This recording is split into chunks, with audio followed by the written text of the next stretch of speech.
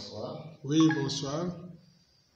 Alors, en 2009, alors que vous étiez ministre de la Jeunesse du Sénégal, vous avez également demandé le suffrage des populations de Bignona pour devenir maire de la commune de Bignona. Tout à fait. Est-ce qu'on peut savoir qu'est-ce qui a été vos motivations de base pour que vous sollicitiez justement le suffrage des populations de Bignona? Quelles étaient vos ambitions de départ? Ah oui, merci beaucoup. Comme vous l'avez rappelé, nous avons sollicité depuis 2009 le suffrage des populations de Bignona qui nous ont fait confiance et l'ont renouvelé en 2014.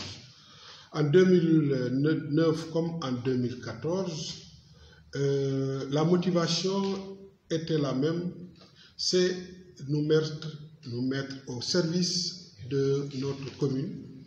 La commune de Bignona qui nous a vu naître, qui nous a vu grandir, cette commune pour laquelle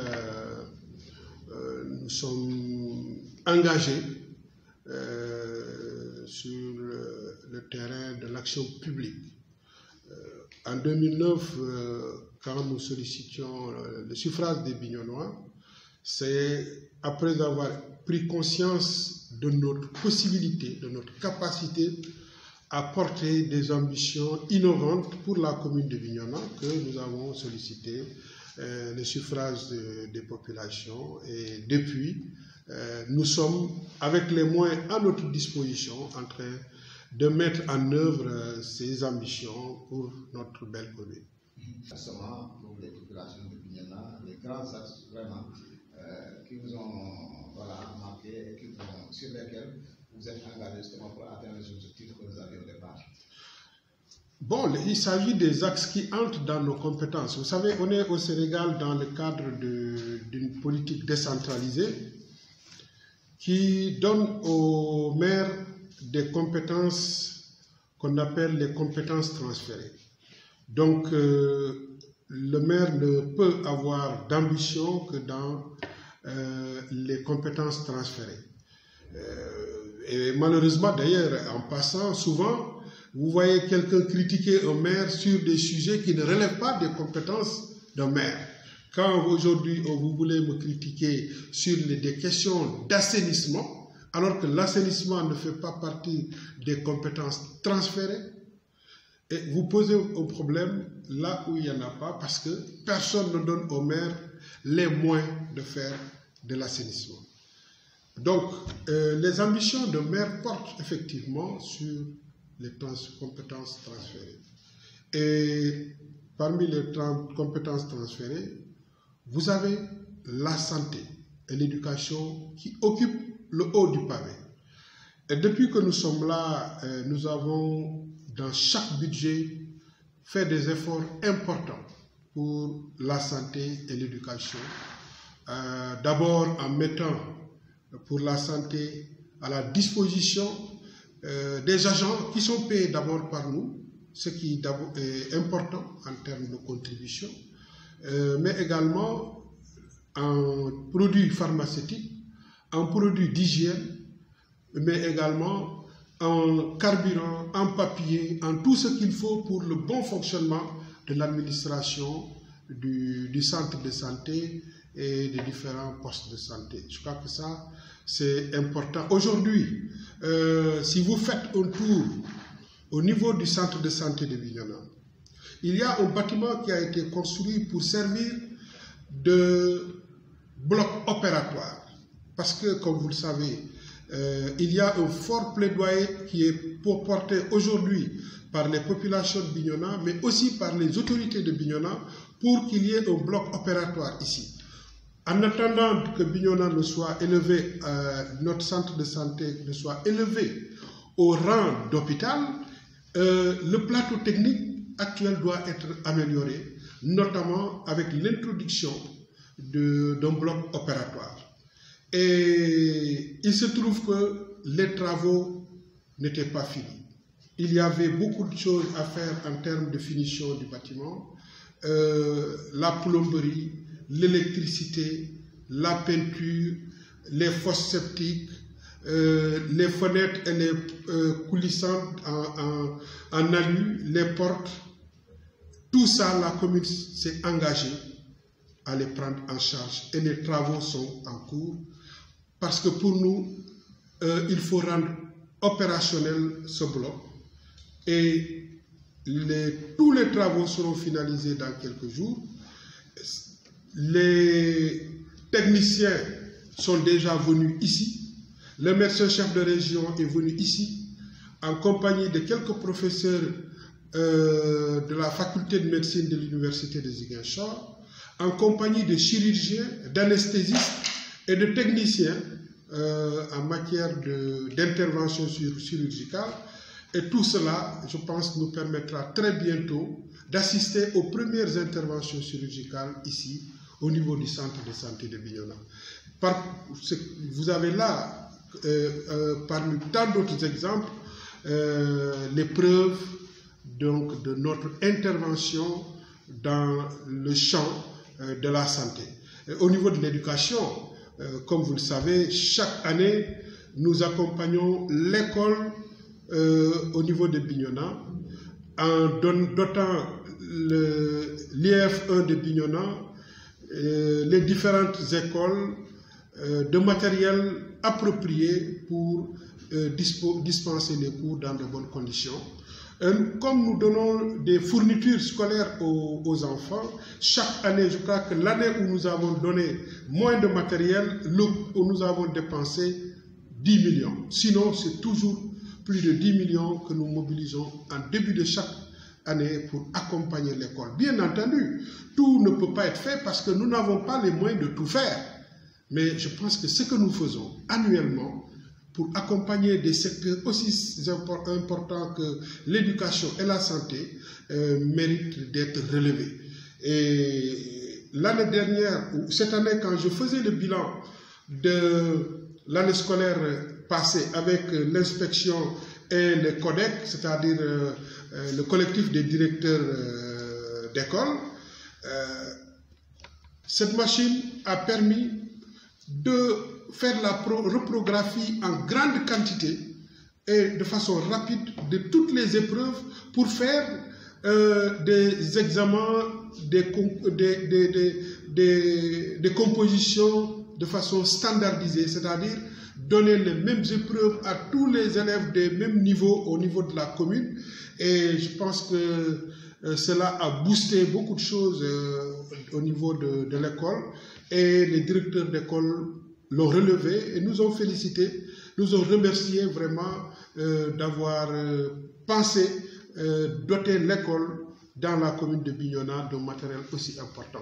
Dans d'autres secteurs également qui relèvent de nos compétences, la jeunesse, les sports, nous sommes là à côté des jeunes pour toujours apporter notre contribution à leur épanouissement, à la recherche de leur bien-être, mais également à la formation et à la recherche d'autres créneaux qui intéressent les jeunes. On va s'intéresser justement aux jeunes, votre politique de jeunesse, est-ce que vous pouvez revenir ou est-ce que c'est des jeunes qui ne comprennent pas? Chaque année, on voit des revendications, des subventions de la part des ASC, des étudiants. Est-ce que vous pouvez revenir sur cette question, justement? Oui, enfin, la politique de jeunesse, elle va au-delà de ça. Maintenant, pour parler des subventions, vous savez, d'abord, une subvention, comme son nom l'indique, est une subvention. C'est-à-dire que ce n'est pas une dépense obligatoire. C'est une dépense qu'on apporte à une association, quelle qu'elle soit, à partir de l'appréciation que nous faisons de son utilité pour la communauté que nous avons en charge. C'est aussi simple que ça.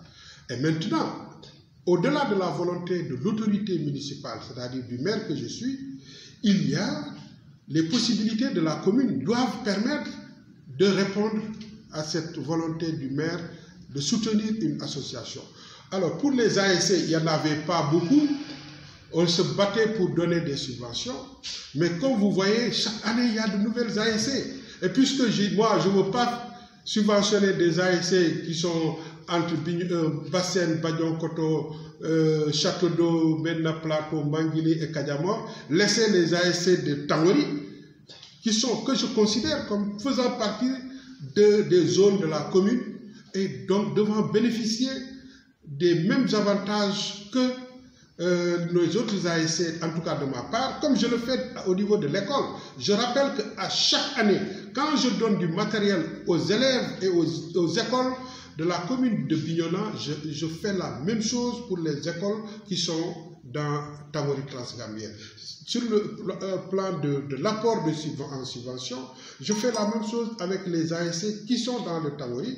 Et il se trouve qu'on a de plus en plus d'ASC et que si on devait continuer, les moyens n'allaient pas suffire, ou bien on allait donner des montants très dérisoires aux ASC. Encore que je connais le monde des ASC, je ne trahis pas un secret. Je connais. Et il y a des ASC pour lesquels c'est 2 personnes qui viennent répondre ici. Avant de sortir de la cour de la mairie, les 2 dirigeants qui étaient là se partagent l'argent. J'ai des retours, je pourrais au besoin revenir sur ça. Donc souvent ceux qui revendiquent et qui demandent les subventions le font moins pour l'intérêt des ASC que pour l'intérêt de leur propre poche. En tout cas, je ne dis pas que c'est le cas partout. Il y a beaucoup qui apportent à leur ASC le soutien obtenu de la commune, mais tout le monde ne le fait pas. Et on le fait dans la mesure du possible. C'est ça, effectivement, qu'il faut comprendre. Et c'est aussi valable pour les étudiants, pour d'autres associations. Maintenant, tout le monde sait que nous sommes une commune mobilisée autour de sa jeunesse, à travers plusieurs politiques que vous connaissez. Encore une fois, les subventions, il est arrivé que moi-même, à titre personnel, pour les étudiants qui sont à Dakar, que je donne de l'année dernière, j'ai donné 2000 tickets de restaurant aux étudiants de Bignona qui sont à Dakar. Et ça, ce n'est pas la commune, c'est ma personne. Et je n'ai pas cherché à savoir à qui on va donner ces 2000 tickets de restaurant. Parce que pour moi, il s'agit des étudiants de Bignona. Je cherche des logements pour les étudiants au niveau du campus.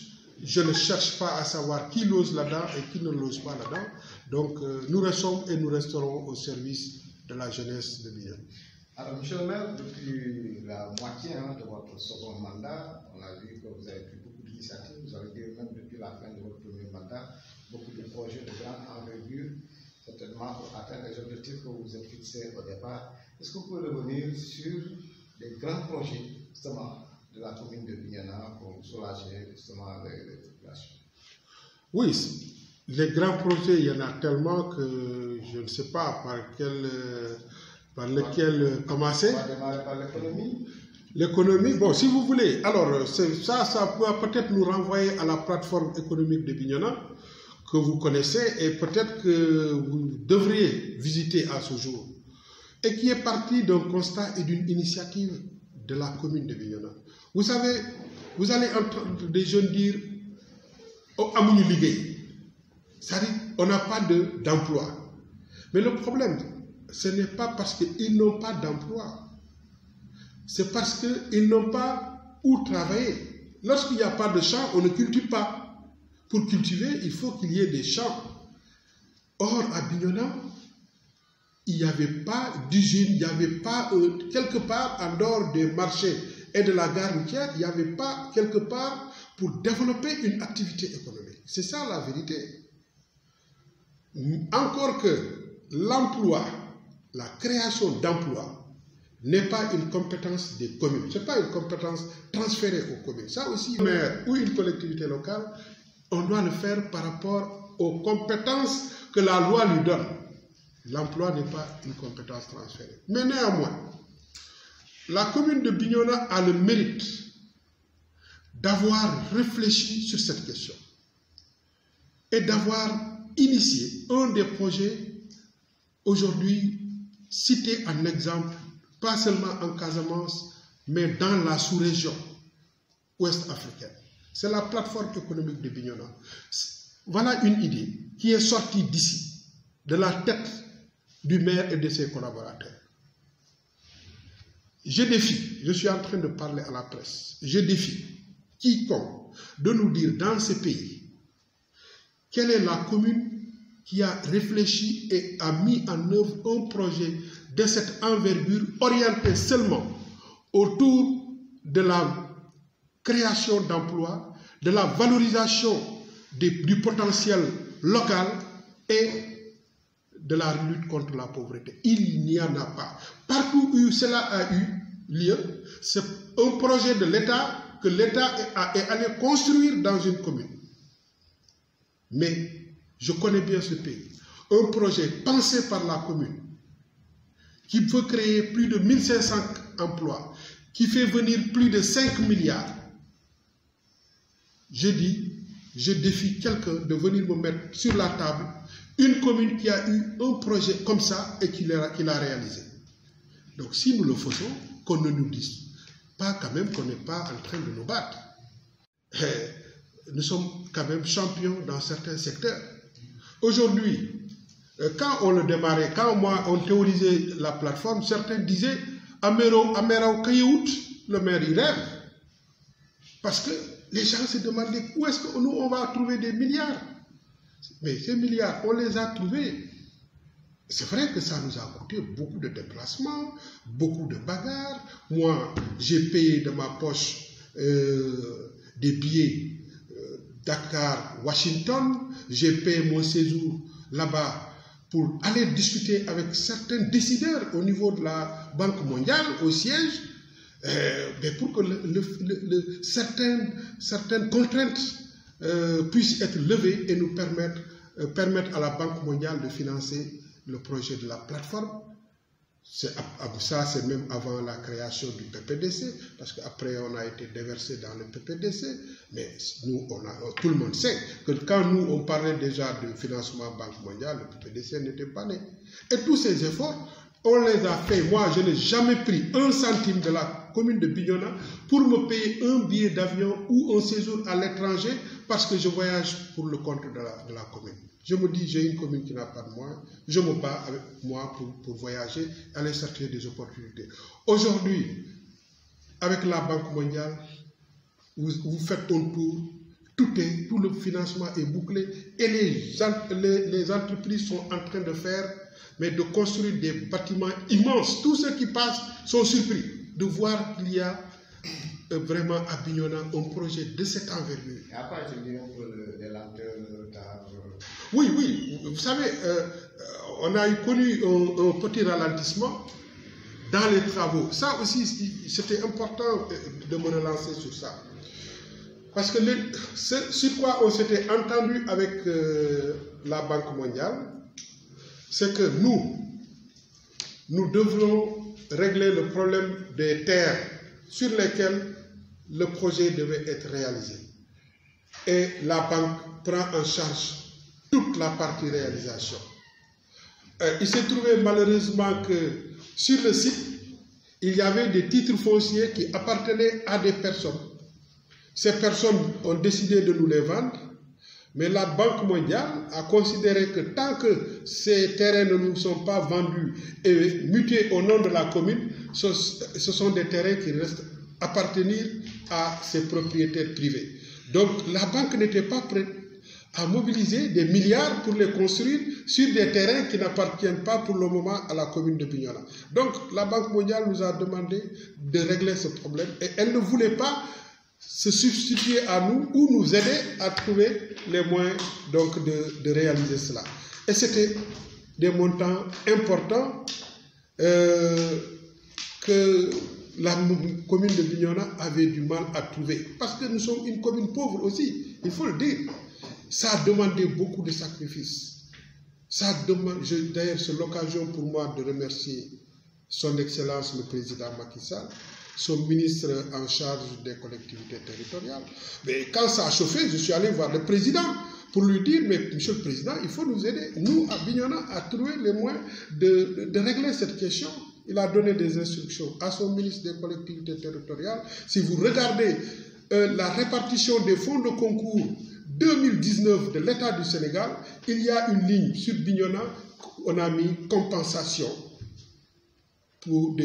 compensation des propriétaires de TF sur la plateforme économique de Bignona. Donc, dès que l'État nous a accompagnés et que les moyens ont été trouvés, On a réglé avec les propriétaires, la banque a dit, voilà, nous on est là. On peut donc commencer, c'est pourquoi, quand on a relancé, maintenant les travaux sont en train d'aller très vite. Et la plateforme, elle n'est pas seulement utile pour Bignona.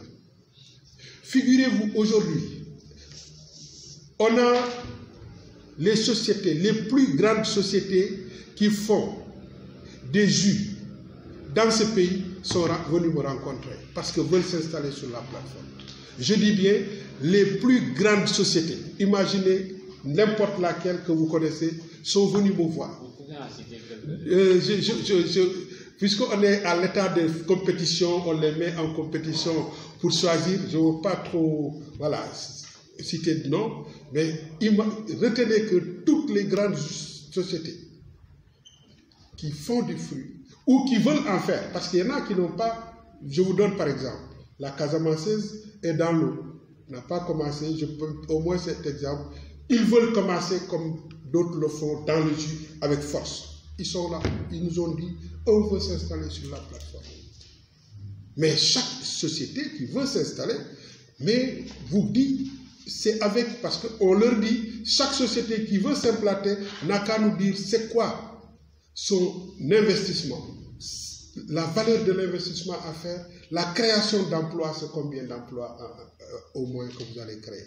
Mais chacun crée des centaines d'emplois, ce qui peut même nous permettre de passer les prévisions de première heure de 1500 emplois.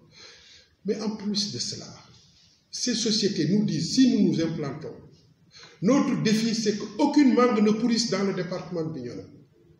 Mais toi qui es de la zone du Fort, imagine que toutes vos mangues-là soient vendues, qu'aucune mangue ne pourrisse là-bas. Il y aura combien de millionnaires parmi nos parents qui ont planté? Mais ils vont tous devenir des millionnaires. On va lutter contre la pauvreté dans le monde rural à Bignona. Et il ne s'arrête pas aux mangues. Après les mangues, chaque saison, les produits de chaque saison seront valorisés. Pendant la période de mad, de bouillie, de dita, etc., ils vont continuer la production, la transformation sous forme de concentré. Il y a des chambres froides et continuer donc à faire la production sur l'année. Donc je pense qu'une commune qui réfléchit comme ça, une commune qui a dépassé l'étape d'idée, qui réalise une infrastructure comme ça, est quand même soucieuse de la question de l'emploi des jeunes et des femmes en son sein. Et je pense que cela ne court pas les rues de voir une commune, comme je l'ai dit, comme Bignona, dans toutes les communes, c'est soit le privé qui crée, soit c'est l'État qui investit sur de grands projets qui créent de l'emploi pour les populations, mais une initiative locale de cette envergure, je pense que c'est un modèle d'ailleurs que les gens, la Banque mondiale dit aux gens dans beaucoup de pays, Côte d'Ivoire, Bénin,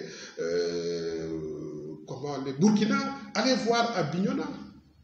Parce qu'eux, ils ont des produits similaires aux nôtres et depuis, ils ont un problème de vision pour savoir comment valoriser tout ça. Aujourd'hui, la Banque mondiale qui nous a accompagnés, qui a compris, qui dit ce modèle est extraordinaire, mais demande aux gens de venir nous voir, on les reçoit ici, on les accompagne, on leur fait des exposés sur ce qu'est la plateforme. Et je pense que vraiment à Bignona, on a de quoi être fiers de ce que nous sommes en train de faire.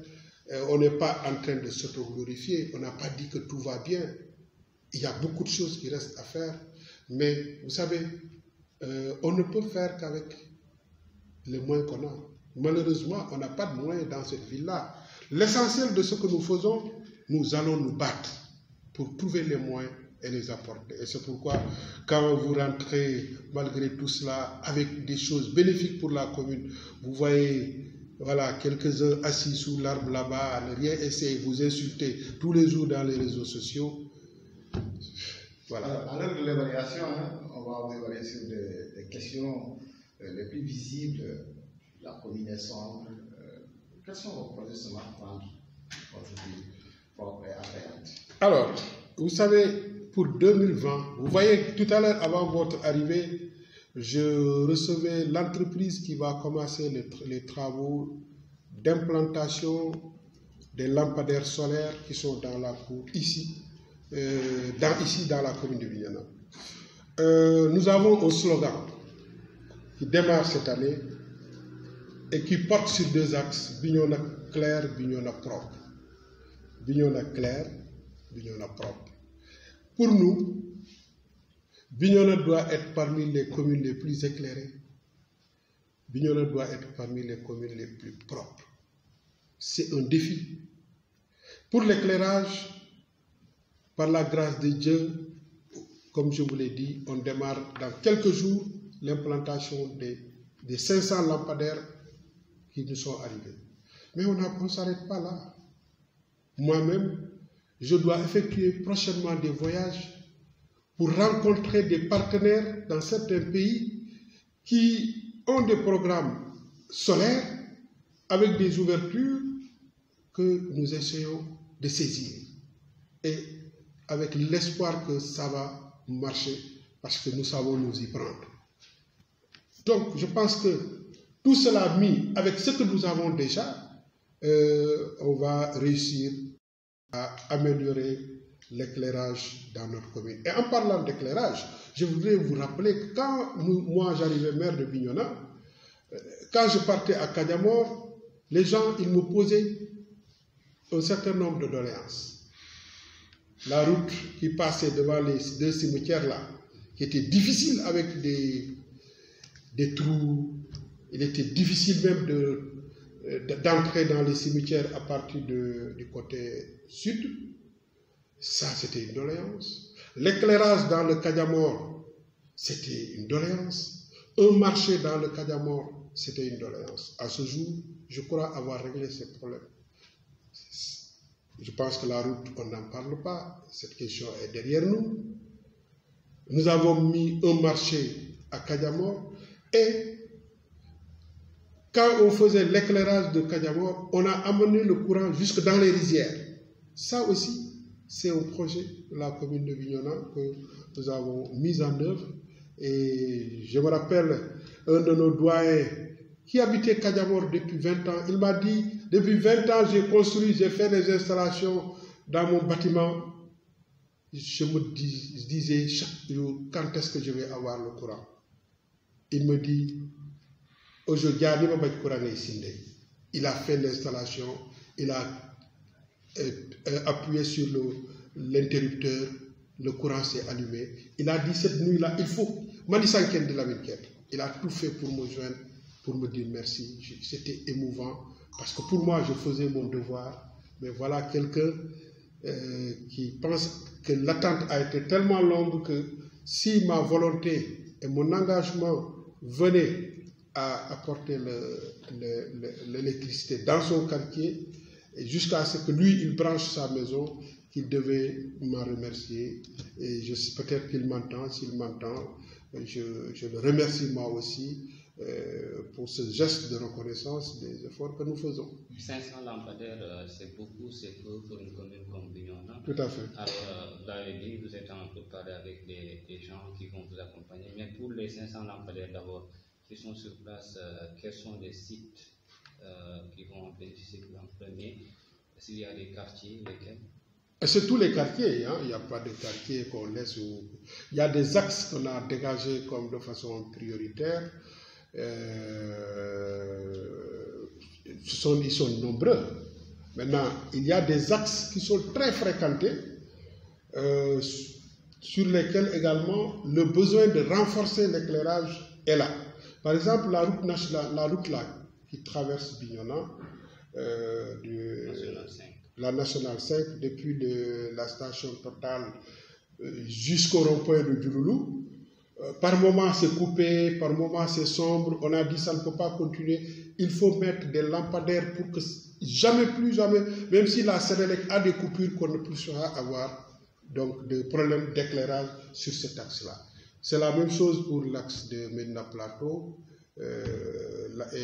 Médina Plateau, le problème, non seulement on a les mêmes problèmes qu'ici, mais les lampadaires sont courts, sont éloignés de la chaussée. Ce qui fait que souvent là où s'arrête la lumière, ce n'est pas totalement la chaussée.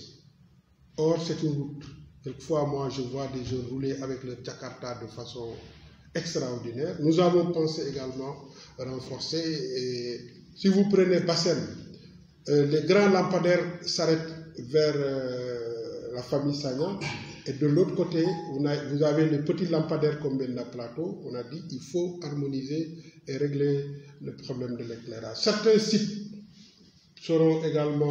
sites publics seront également éclairés, mais dans chaque quartier, vraiment, un certain nombre d'axes ont été choisis pour faire partie de cette première phase qui doit démarrer dans quelque chose. Bignona ville propre, qu'est-ce que... Oui, Bignona ville propre également, je l'ai dit tout à l'heure. Vous avez vu le matériel qui est dans la cour, qui est quand même destiné à ça. Et là aussi, je dois faire l'historique. Quand moi j'ai été élu maire de Bignona, il y avait un seul tracteur ici, c'est le tracteur rouge là, qui était déjà vieux, et qui permettait, avec sa benne, chaque jour, d'aller prendre des ordures sur les places publiques, c'est-à-dire marchés et gares routières. Et Dieu a fait que j'ai moi-même, voulant me lancer dans l'agriculture, parce que moi je suis fils de paysan, hein, j'ai dit je vais moi me lancer dans l'agriculture. J'ai acheté un tracteur, je l'ai mis dans le bateau, il est venu jusqu'à Bignona. Et c'est dans cette semaine, avant que le tracteur n'aille dans le village où je voulais faire mon verger, que le tracteur de la mairie est tombé en panne. Bon, j'ai dit, de toute façon, si la ville n'est pas propre, c'est moi qu'on va indexer.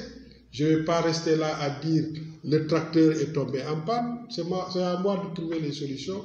J'ai dit aux gens, bon, prenez mon tracteur en attendant que l'autre soit dépanné. C'était en 2009. Ce tracteur n'est jamais arrivé à mon champ, il est resté ici. C'est le tracteur bleu là. Ça, c'est mon tracteur personnel. Mais bon, j'ai dit, puisque c'est moi qui suis là, si ce n'est pas propre, c'est moi le responsable. J'ai laissé le tracteur à la disposition de la commune. 2009, ça fait déjà 10 ans. L'idée a fait son chemin. Moi-même, puisque une de mes spécialités aussi, c'est d'écrire des projets de développement, j'ai pris mon ordinateur, j'ai écrit un projet. Quand j'ai fini, j'ai partagé avec mes collaborateurs qui ont trouvé que c'était une bonne idée. Je l'ai imprimé, je l'ai pris comme ça, j'ai commencé à voyager, à aller voir des partenaires de gauche à droite, jusqu'à ce que je trouve des partenaires espagnols qui nous ont mobilisé 150 millions. Et c'est avec ça que nous avons acquis tout ce matériel, les tracteurs, les bennes, les charrettes, le petit matériel, pelle, brouillette, tout ce qu'il faut pour vraiment la prise en charge donc des ordures ménagères dans la commune de Bignona. Donc, en passant, vous releverez que l'essentiel des grands projets que nous faisons dans la commune, c'est avec des moyens que nous cherchons nous-mêmes, que nous allons chercher. Or, dans le principe d'une gestion municipale, ce sont les populations qui doivent contribuer en payant des taxes et des impôts pour que la commune puisse trouver les moyens de faire ses réalisations. Bon, nous sommes dans une commune où les gens n'ont pas beaucoup de moyens. On ne va pas dire aux gens, payez les taxes et les impôts lorsqu'ils n'en ont pas. Mais pourquoi je dis encore une fois, lorsque cela n'est pas possible et que nous, on va toujours se battre ailleurs pour trouver, je pense que ce que nous apportons mérite d'être valorisé, mérite d'être vu et d'être salué, pas en toujours critiquant Wakokane. Alors que ça aussi, je pense que c'est un débat quelquefois qu'il va nous falloir poser entre les populations et ceux qui portent leur confiance auxquels les populations ne donnent pas tous les moyens, parce que les populations n'en ont pas. Mais s'ils arrivent à faire des efforts pour apporter tout ce que je viens de vous dire, je pense que cela mérite d'être salué. C'est ça qui encourage. Aujourd'hui, j'ai eu une rencontre ici, dans ce même bureau, avec l'association des imams et oustas, ceux qui ont les daras dans la commune de Bignona. Les imams Sonko, Khalifa Sonko, Lamine Badi, imam Sall, oustas Sall, tous les jours. Et je vais faire la même chose avec les curés et certains leaders d'opinion. Je leur ai dit, le président de la République, nous, on voulait faire quelque chose depuis longtemps, on attendait le matériel. Le président de la République vient de lancer ça. Que les populations s'approprient, mais pour vraiment rendre son environnement propre. J'ai dit, moi, l'idée que j'avais depuis le départ, c'est tous les leaders d'opinion. Il s'agit de la réhabilitation des cimetières de Bassène et du stade municipal. Le cimetière de Bassène, je dois expliquer que quand je suis venu, j'ai décidé de réhabiliter les cimetières.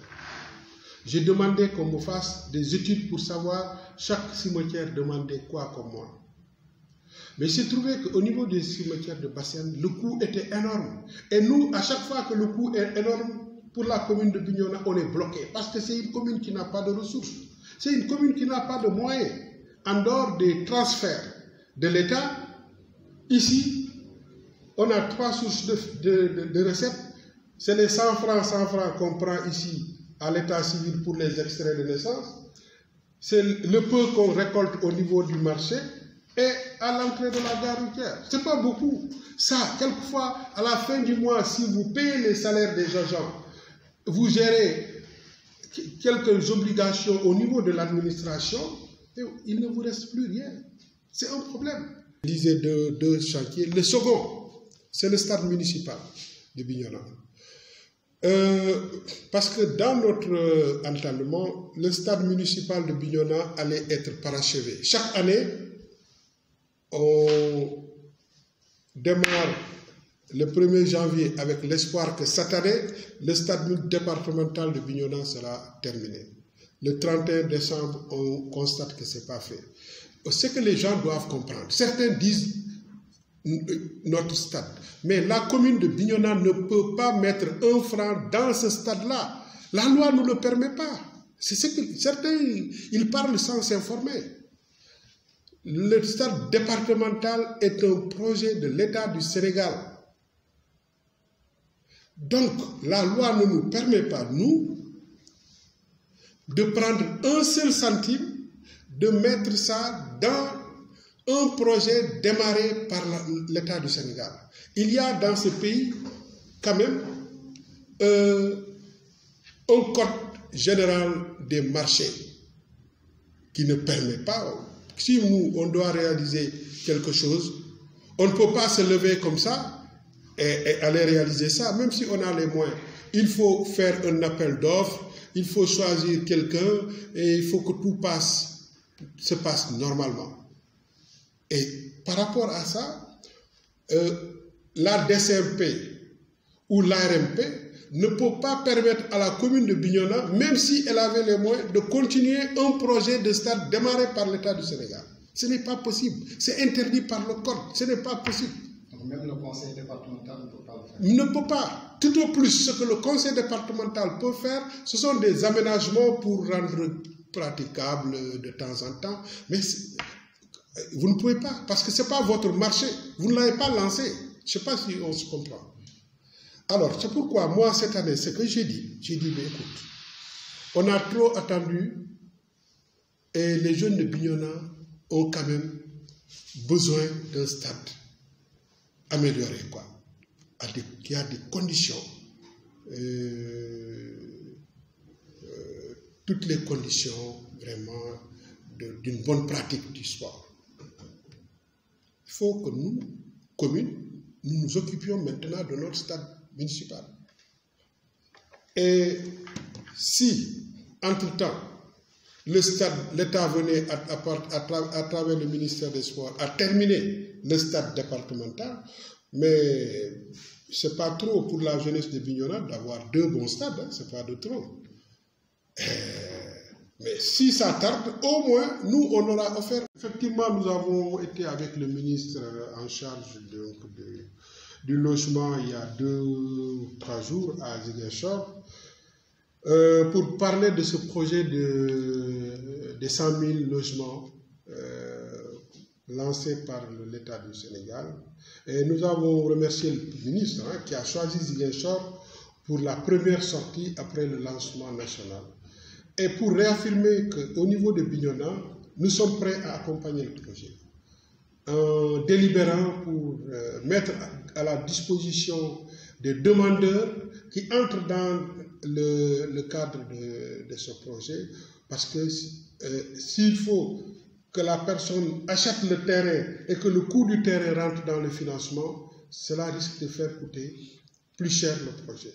Mais nous avons, nous, communes, l'obligation et le devoir de faciliter l'accès des populations aux terres. Nous l'avons d'ailleurs dit là-bas et nous restons dans ce sillage donc d'accompagner ce projet avec la mise à disposition de terres. Oui, on ne peut pas la quantifier, ça dépendra de la demande.